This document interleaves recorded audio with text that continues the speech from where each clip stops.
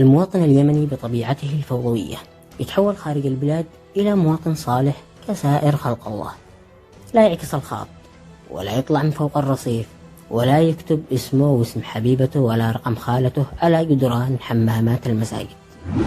المواطن اليمني في الخارج لا يغش لأبنائه ولا يشجعهم على الغش، ولا يهدد رئيس اللجنة إذا ما سمح لابنه يغش بيسحب على وجهه.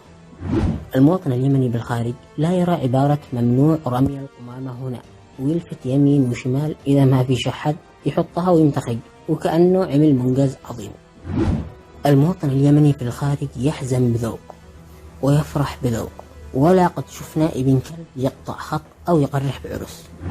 الحقيقة يا جماعة أن المواطن اليمني ليس سيء، غياب الدولة يجعله كذلك، غياب مبدأ العقاب والثواب يجعله كذلك، غياب القانون الذي يحمي المواطن من المواطن ويوقف كل فرد عند حده المسموح يجعلنا نعيش هكذا عيشة كلاب تأكل بعضها بعضا وكل منا يتبول على وجه الآخر.